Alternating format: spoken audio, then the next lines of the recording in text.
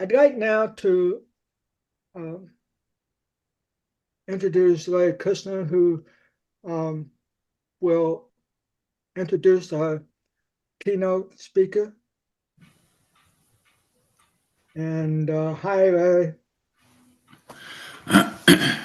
Well, I'm honored to introduce our keynote here. I see so many familiar faces. I doubt there's anyone here who doesn't know Kathy or know of her. I met Kathy first on a hot day in August of 2000 in a house in Basra. Um, I had been invited with Bert and other folks to go to Iraq through Voices in the Wilderness. And at that time, Janet Reno was the Attorney General of the United States, and she threatened people who were basically taking medical supplies to people who needed them with a 12-year prison sentence and $1 million fine, which was just preposterous. But Kathy, basically, she's there's a long list of awards. She's traveled to Iraq 26 times. She's been arrested over 60 times. She spent time in federal prison. I always say that there are very few people that I've met in my life that I consider to be heroes, and Kathy's one of the few. She's been someone that I hope to emulate in my life. After that meeting Kathy there in Iraq, I wrote a poem, which actually was the first poem that I ever had published that I got paid for. It's called "Blessed Are the Peacemakers." The stench that rises from the bowels of the beast, fetid odor of the bodies of the children, mixed with the vapors of petroleum, sold as sweet perfume.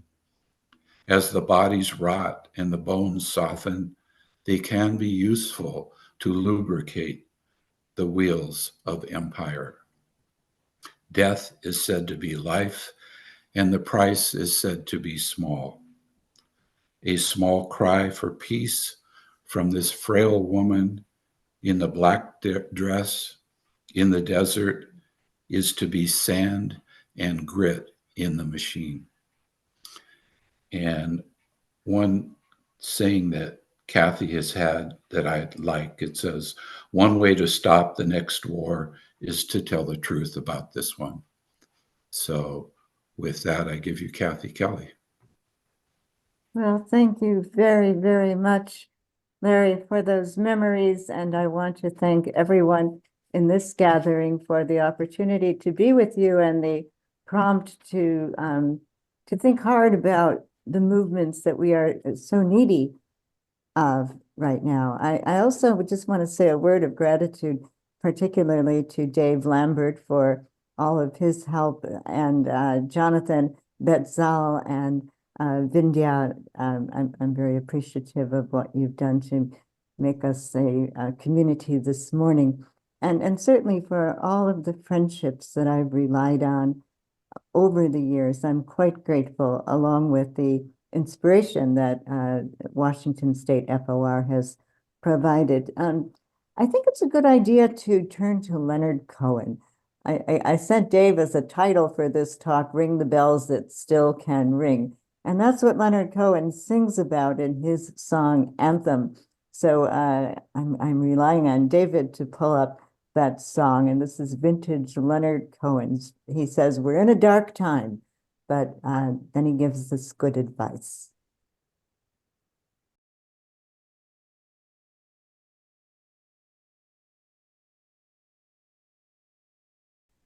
Well, thank you. You know, I sometimes joke, although there's a kernel of truth, that I've often been more frightened of technology and presentations than I've been of actually being inside of certain prisons or war zones. But I hope that this presentation, relying on some slides, will work. Certainly one thing COVID taught me was to start to use PowerPoints.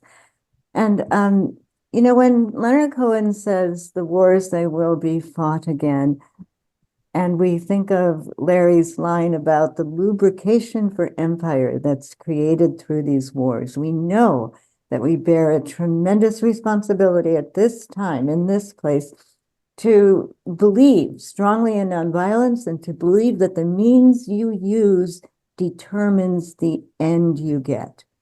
And we're certainly at a time when we can, you know, almost like low-hanging fruit, we can anticipate that there are some movements that are building, that have built on the hard, good work of so many of you.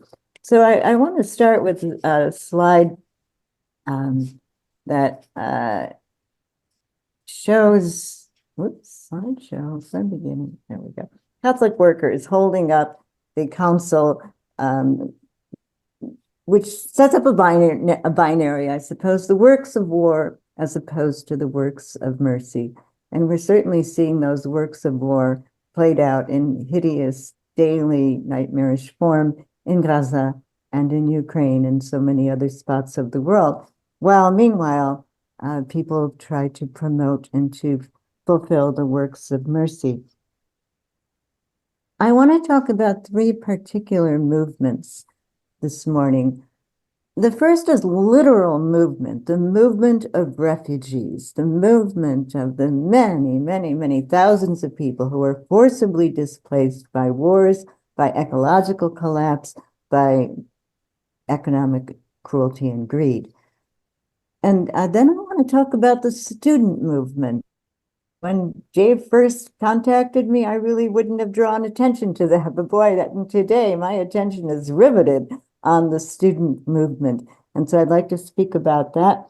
And then thirdly, I'm going to call it the Global South movement to disestablish the hegemon of the West and look ideally toward a more collaborative model for the future, which can help everybody to deal with the main terrors we all face, the terror of nuclear annihilation, the terror of ecological collapse, and the possibility of new pandemics. So that's quite a lot to think about this morning.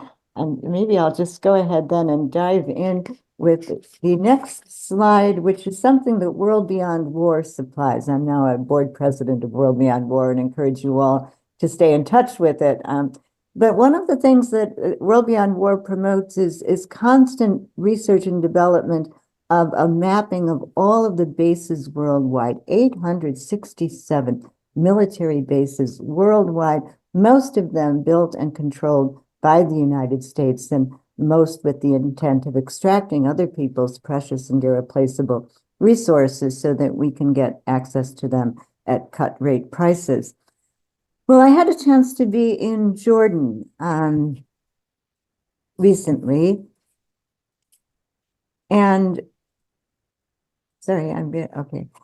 When I was there, I showed this slide to young people, 400 of them, and I said, let's just do a thought exercise. Imagine that I'm able to give each one of you a base, but you can't have any weapons at your base, and you can't have any soldiers, and you can't prepare for war. What will you use your base for? Well, the students were immediate in coming up with all kinds of sensible works of mercy or works of civilization type activities. I would establish my base as a model center for people learning language and being treated as dignified refugees. I would turn my base into a place to explore permaculture. I would study new means of agriculture and also the coping with climate change through solar energy and getting off of fossil fuels. I would want to use my base for medical assistance to people with new diseases. I mean, it was just very immediate. And this is what could be done. You know, President Pedro Sanchez of Spain in April of 2023 said to the military, look, we're going to take 20,000 houses worth of military property and turn it into housing that's within Spain. These kinds of actions could happen, but instead it seems as though the United States is completely intent on being able to say to other countries all around the world, if you don't subordinate yourselves to our national interest, we could eliminate you. And if you don't believe us, witness the most recent wars. So with all of that displacement caused by war, of course, there are rising numbers of refugees, huge numbers, and the effort to build walls and to stigmatize and turn refugees away or make their lives even more miserable has been undertaken in country after country, and there's waves of anti-immigrant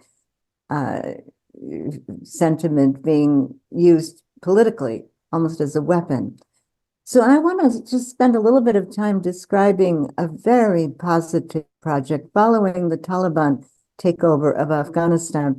There were young people, the Afghan peace volunteers, who were actually at particular risk because they had welcomed internationals. And I myself had gone over there, I guess 30 times, and I knew these youngsters well from the time that they were 10, 11, 12 years old, and we couldn't just turn our back on them.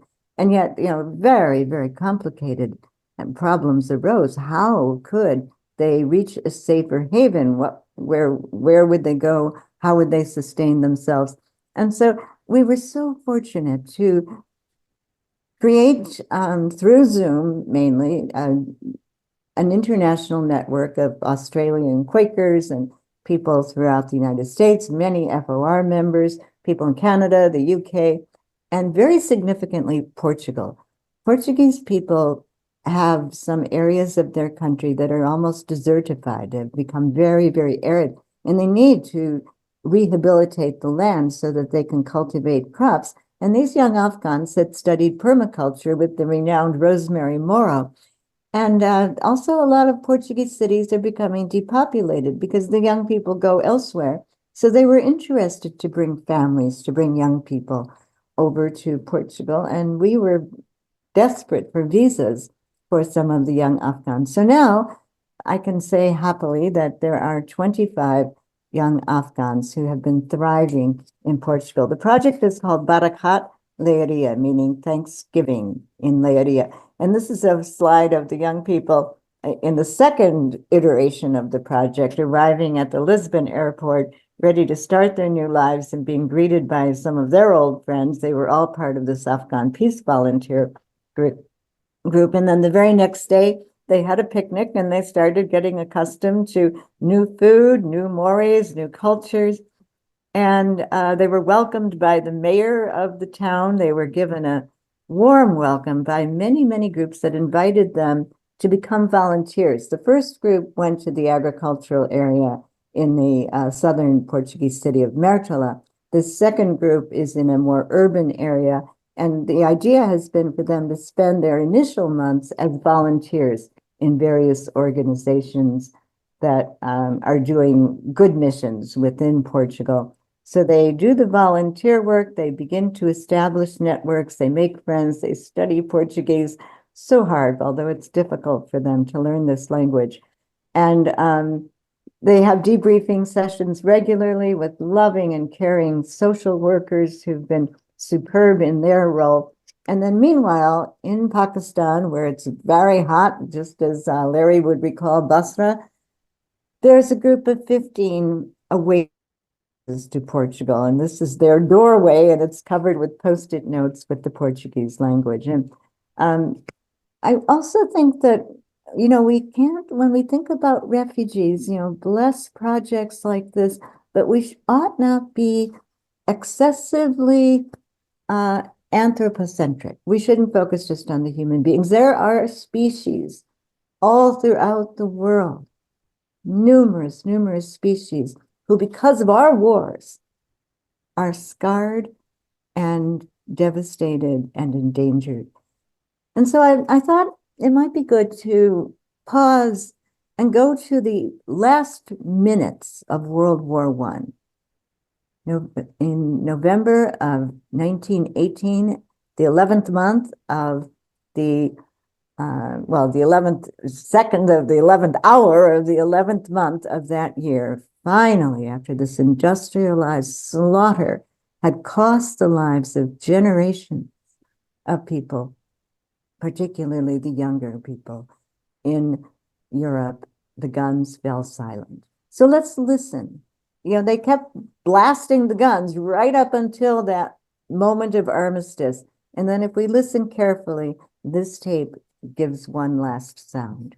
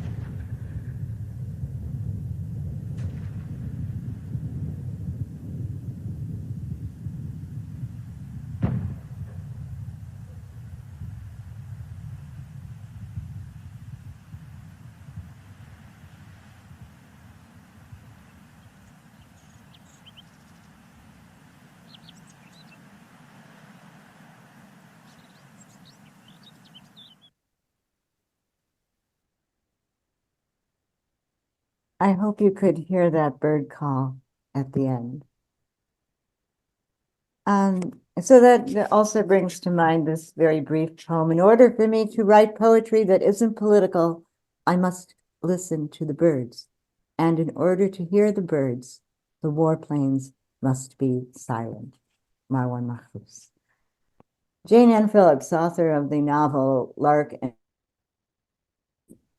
gives words to a war-weary U.S. soldier in Korea. And he says, the planes, meaning the warplanes, always come like planets on rotation, a timed bloodletting with different excuses. So we now have a generation who are not tolerating those excuses.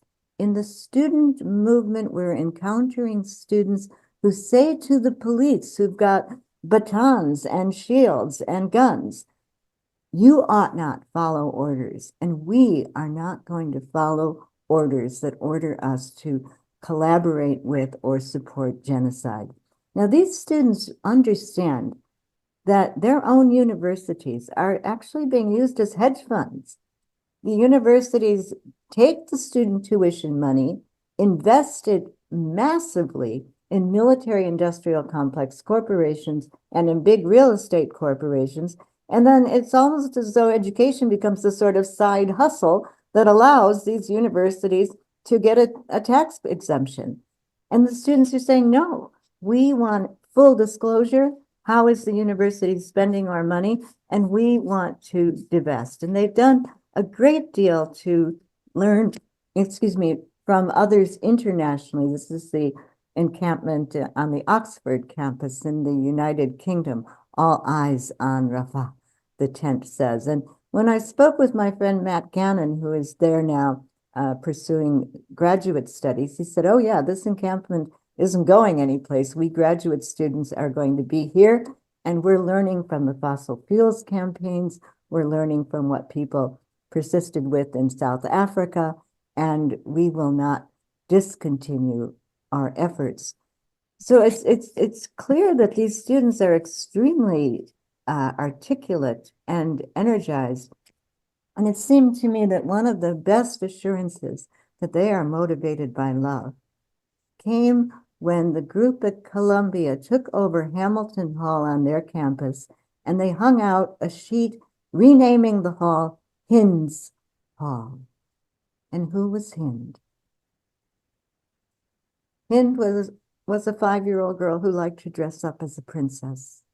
She was a little girl who lived in Gaza with her family, and the orders were given on January 29th, evacuate, you have to get out.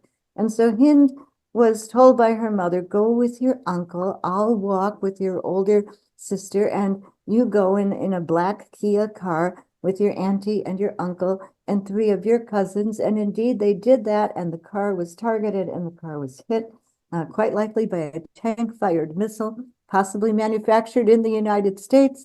And Hind and her cousin Layan were the only survivors. And so these 2 little petrified girls were able to talk with Palestine Red Crescent switchboard operators because Hind's uncle had already contacted another relative in Germany who put them in touch as they were going forward in the car with the Palestine Red Crescent Society's switchboard about 50 miles further away. And the switchboard operators said to the 2 little girls, Leon was 15, Hind is 5, don't get out of the car. Try to keep your heads down. Someone will come for you. But as the world saw with the World Central Kitchen, it's suicidal for humanitarian workers to go forth when the Israeli offensive forces might very well attack them, target them. So they tried to coordinate before the ambulance workers went forth, and it took 2 hours. Finally, the ambulance workers were heading, they were within 866 meters of rescuing Hind. There had been another explosion and Layan was killed. Hind is alone. Her last words, she said to the switchboard operators, I'm so scared. Please come. Come, take me. Please, will you come? But really, she was used as bait to kill the 2 ambulance workers. And that missile that killed them was quite likely produced by the Day and Weissman munitions making firm here in the United States. Israel said, no, it wasn't us. We didn't have any tanks in the area. But then Al Jazeera, through aerial surveillance, proved that, in fact, there were 3 Israeli tanks in the immediate area. Subsequently, Al Jazeera has been forbidden to report, to do any journalism from Gaza, and now there's talk of shutting down the West Bank Al Jazeera facilities as well. And finally, the Washington Post printed an article, and even the State Department did begin to investigate what had actually happened. So we know that the Israeli government is engaging in tremendous cover-up and denial, and also rejecting any suggestion on the part of President Biden or his cabinet advisors that this terrible genocidal slaughter stop. But the student movement has remained strong, and I think we have every reason to be very, very grateful to the students. And they keep on trying to feature and center the people in Gaza. And this is a slide that Al Jazeera produced that shows a Gazan artist. And she's not painting her murals on the sides of walls that are smooth. She's going to the places where bodies are buried beneath bodies. It will likely be a stunning number of people. And she's still trying to beg her people to strive to start over again with a clean palette. I think it's important to also note that under the ground, yes, there are tunnels under Gaza that have brought in weaponry and food and diapers and kitchen supplies and necessities of life. And I want to stress, the means you use determines the end you get. But unquestionably, the most dangerous tunnel underground in that region has to be in the Negev desert, where Israel is developing, storing, and ready to use nuclear weaponry.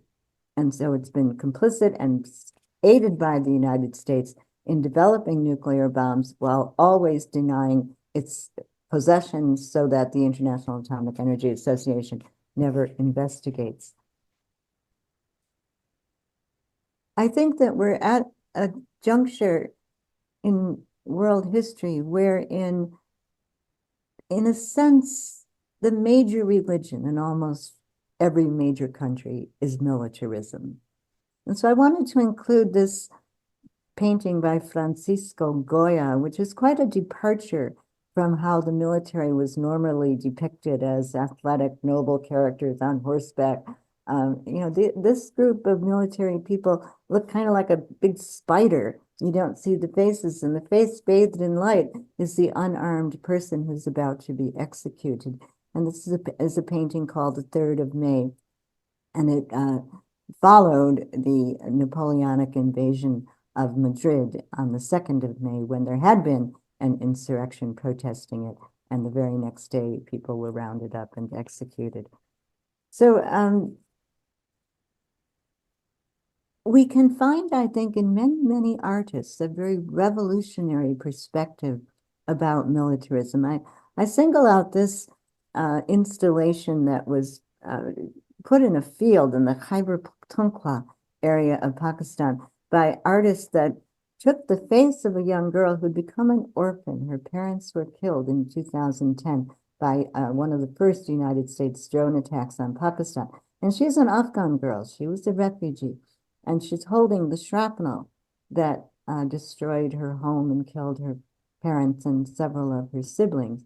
And the people who made this art installation called it not a bug splat, because they were aware that in military parlance, when a drone hits its target, the drone operator sees what sort of looks like a burgeoning amoeba, the heat radiation from the spilled blood. And so they call it bug splat. And that's why these artists said that their art installation would be entitled Not a Bug Splat. And here is the little girl with 2 of her surviving siblings holding that shrapnel.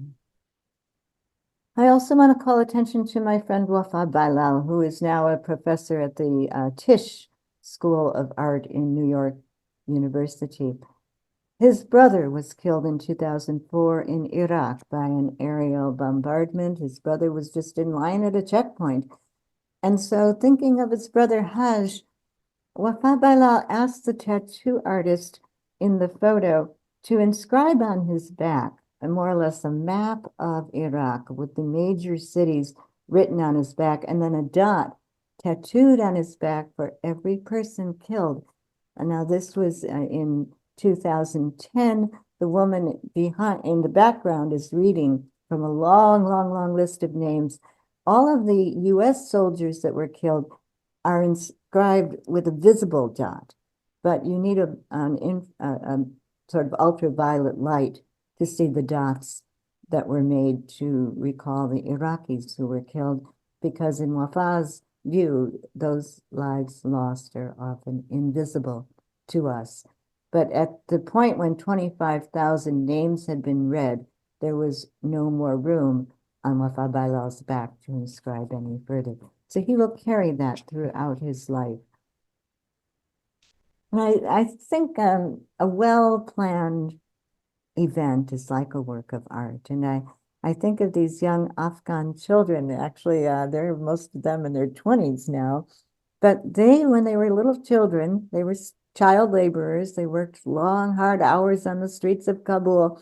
They organized a collection of plastic toy guns. They got as many as they could get their hands on. And little Sakina is in the foreground with her yellow hammer, beating those guns, those plastic guns, into bits and pieces, which they buried under the ground, and over that they planted a tree. And I think that that's a very, very telling symbol of people not any longer wanting their lives to be governed by war. These youngsters said blood doesn't wash away blood. And in fact, 2 of them will be going to Portugal quite soon, I hope. But the reality of what's buried under the ground in Afghanistan and in Gaza, there will be so much of this unexploded ordnance. And whether it's exploded or unexploded, it's a terrible contaminant, and it scars the land and wounds people forever, intergenerationally, with trauma.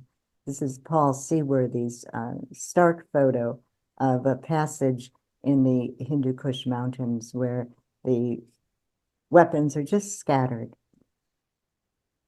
And who benefits from all of this war making? Well, we have to look at the merchants of death. Following World War I, there was so much antagonism toward the war profiteers who had dragged people into the war that hearings were held, 100 Senate hearings were held to determine whether or not there had been criminal activity. And anti-war groups burgeoned all across the United States.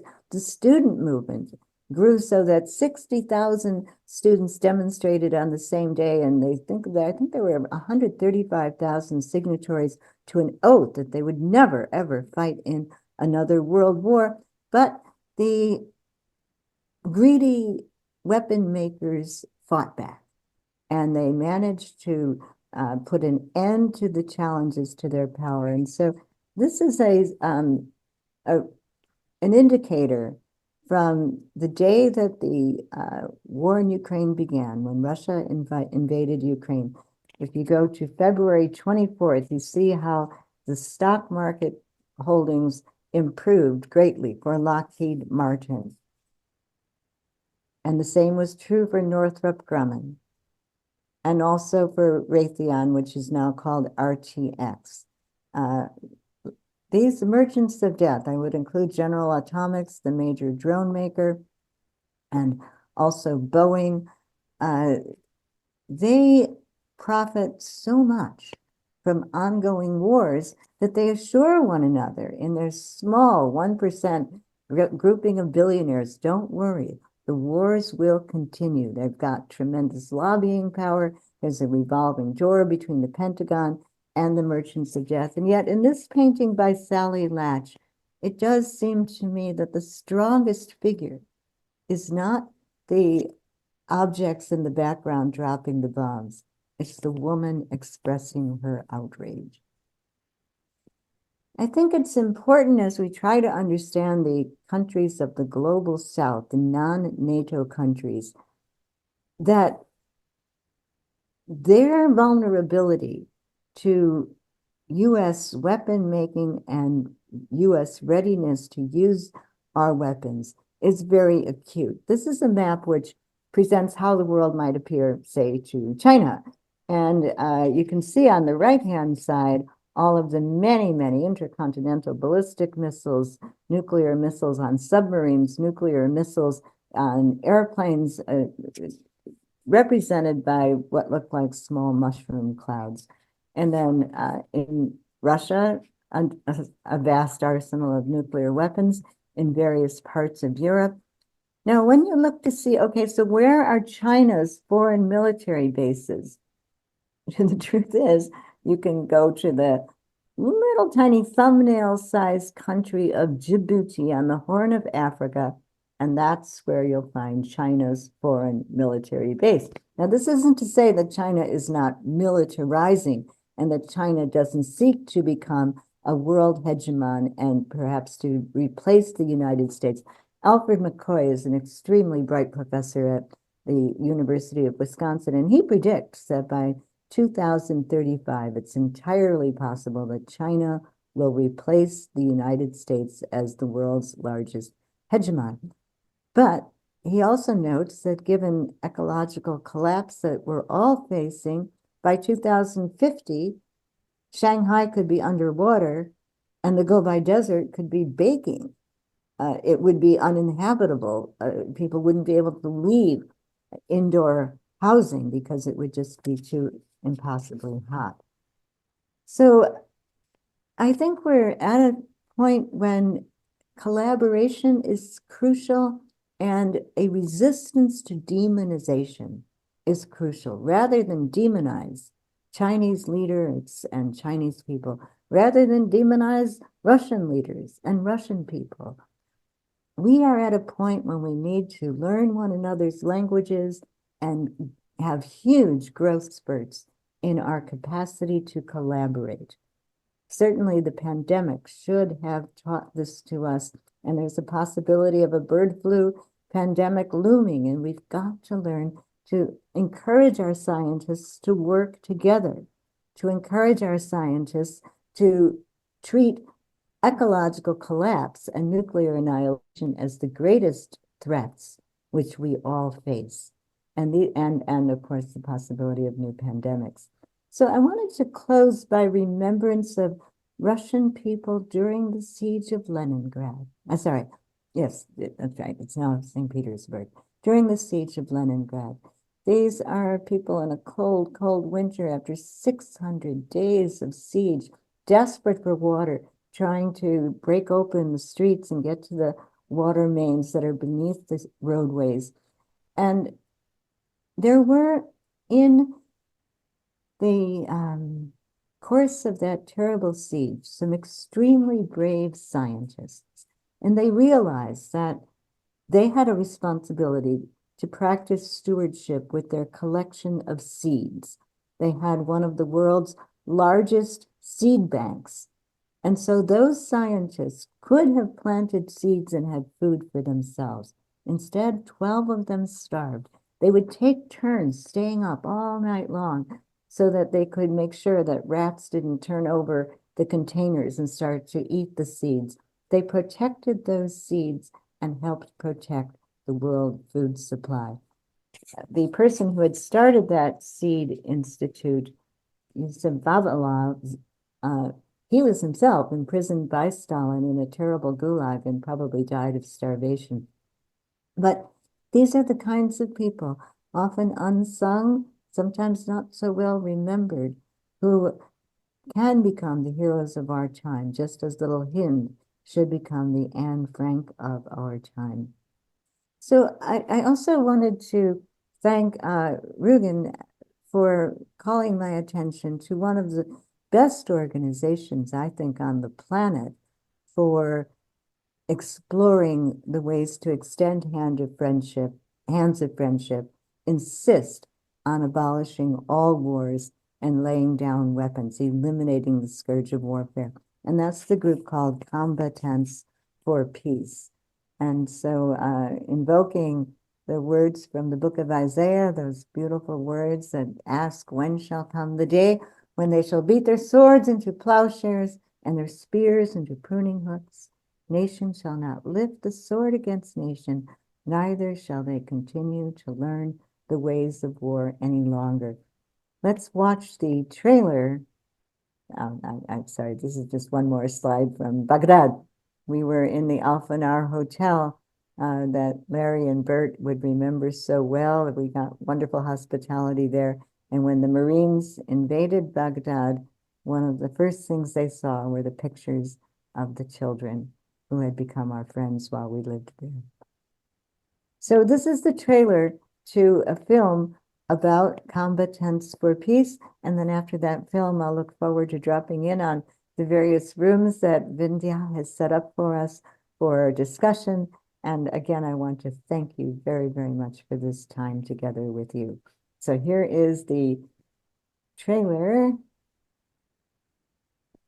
for There Is Another Way.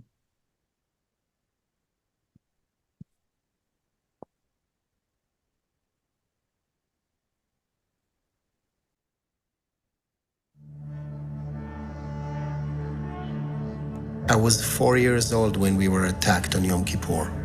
I remember us running to the shelter in Tel Aviv. It's very concrete for a child. They want to kill us.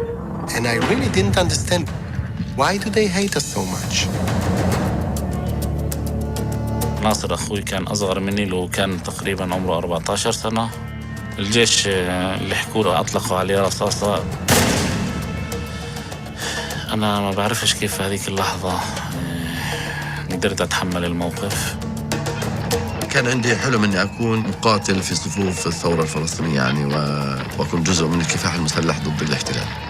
كنت مستعد أنه أموت في سبيل هاي الأفكار. I was admitted into the most prestigious unit in the Israeli army. I was extremely proud. I knew my father was proud.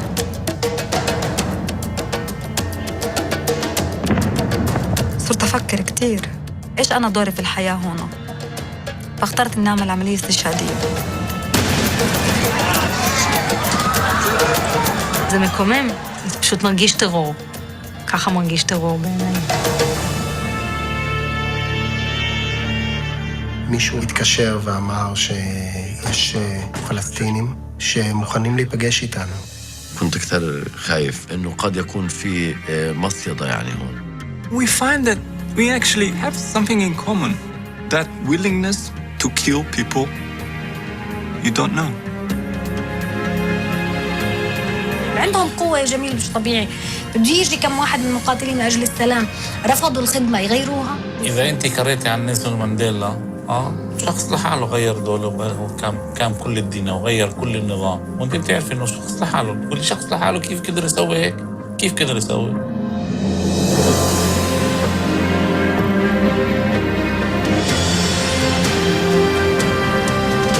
יש פה שני צדדים לא אלימים, ישראלים ופלסטינים שרוצים להיות ביחד.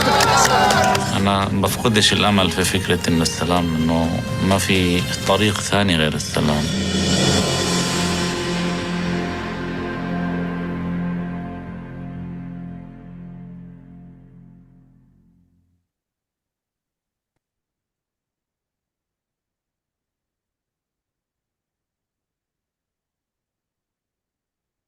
Thank you.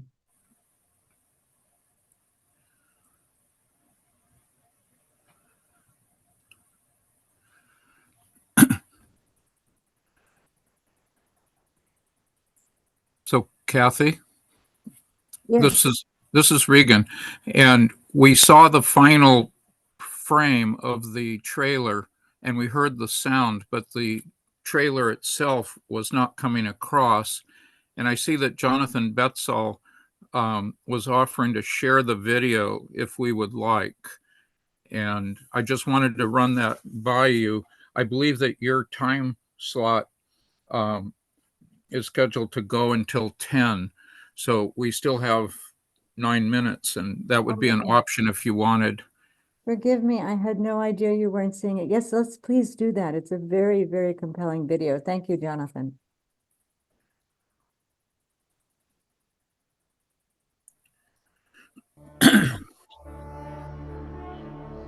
I was 4 years old when we were attacked on Yom Kippur. I remember us running to the shelter in Tel Aviv. It's very concrete for a child. They want to kill us. And I really didn't understand, why do they hate us so much? ناصر أخوي كان أصغر مني، له كان تقريبا عمره 14 سنة. الجيش اللي حكوا له أطلقوا عليه رصاصة. أنا ما بعرفش كيف في هذيك اللحظة قدرت أتحمل الموقف.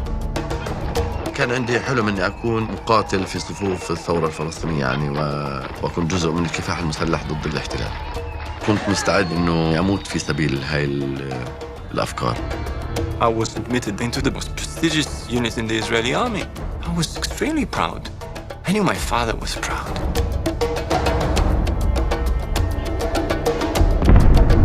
صرت أفكر كتير إيش أنا دوري في الحياة هون. فاخترت إني أعمل عملية استشهادية. זה מקומם, זה פשוט מרגיש טרור. ככה מרגיש טרור בעיניי. מישהו התקשר ואמר שיש פלסטינים שמוכנים להיפגש איתנו. كنت كثير خايف انه قد يكون في مصيدة يعني هون. We find that we actually have something in common. That willingness to kill people you don't know. عندهم قوة يا جميل مش طبيعي. بده يجي كم واحد من المقاتلين لأجل السلام رفضوا الخدمة يغيروها. إذا أنت قريتي عن نيلسون مانديلا شخص لحاله غير دوله كان كل الدين وغير كل النظام، وأنت بتعرفي إنه شخص لحاله، كل شخص لحاله كيف قدر يسوي هيك؟ كيف قدر يسوي؟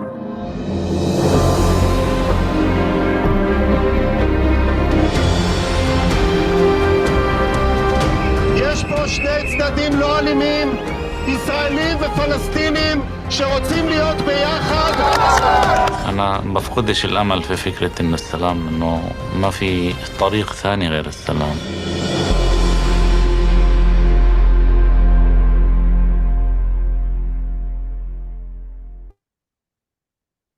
Thank you.